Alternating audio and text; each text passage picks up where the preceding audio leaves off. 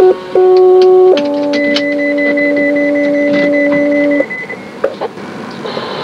Garner-Rescue, breathing difficulties at the payphone at the Circle K, Old Station 401 South, KZ732. 871's been right wrong.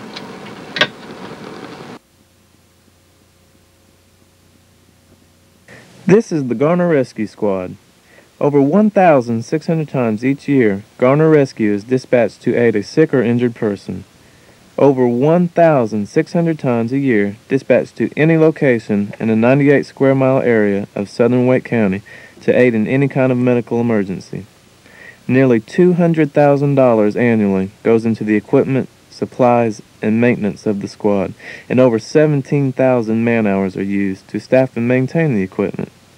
Garner Rescue utilizes quality equipment and provides the highest level of pre-hospital care available. But it's all wasted. Every bit of it is completely worthless if we cannot get to you when you call. So, who can help us? Well, most importantly, you can help us. Let's start with where each call begins. When you dial 911, remain as calm as possible. The phone will be answered by an emergency telecommunicator or dispatcher in direct contact with the police, fire, and rescue service in your area. Tell the dispatcher what the problem is and where you are.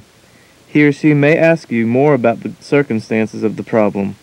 It is very important to calmly answer these questions so that the dispatcher may relay as much information as possible to the appropriate emergency service.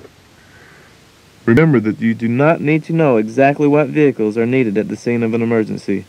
Just describe the problem and the trained personnel at the dispatch center will determine what vehicles should respond. If you don't know what's needed, generally what we will do is we will send all three emergency providers, fire department, police department, and the rescue squad. Generally, the first one on the scene will make the determination of what is wrong and who is needed at the scene and who can disregard. The dispatcher may also ask you your name and address. These are very important. If an emergency crew has difficulty finding you, it may be necessary to call you back. At the end of a conversation with the dispatcher, allow him to hang up first. He may need to get more information from you. Remember, calmly tell the dispatcher your problem and you give your location. Answer the dispatcher's questions to the best of your ability and allow the dispatcher to hang up first. Now, once we get the information from the dispatcher, we have to get it from here at the station to where you are. That can be one of the biggest tricks we have to pull off. When approached by an emergency vehicle, the appropriate response is to pull off to the right-hand side of the road when safe and come to a complete stop. Be certain not to pull off to the left-hand side. The emergency vehicle passes on the left and there is usually much less room to pull over on the left-hand side of the road. This also usually causes a portion of the car to stick out into the path of the emergency vehicle. Remember to never drive through a rescue or fire parking lot unless you need their service. There is no warning as to when an emergency vehicle will pull out or how many emergency vehicles will pull out from the station.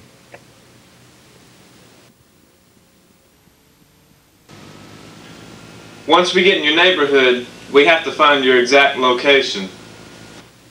The most important thing you can do is have easy-to-read, reflective, block-style numbers in plain view.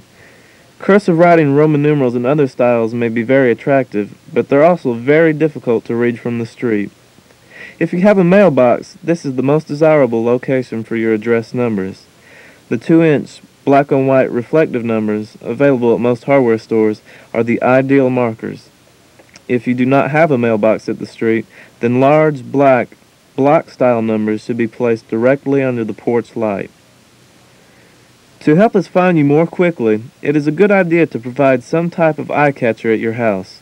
For example, a car with 4-way flashers on in front of your house. At night, especially at late night, turn on as many lights as possible in the front of the house. If an ambulance crew arrives at an address to find a completely dark house, they may doubt if they were at the correct address. They would probably also be a little suspicious and hesitate to run right up to the door. So, how can you help us help you? Remember that the dispatcher needs to ask you a few critical questions. Take the time to answer those questions to the best of your ability. When you're approached by an emergency vehicle, pull off to the right-hand side of the road when safe and come to a complete stop. And mark your house with clear, easy-to-read numbers so that the emergency crew may find you as quickly as possible. Your area has a wonderful emergency service to provide for you, but without your help, it's worth absolutely nothing.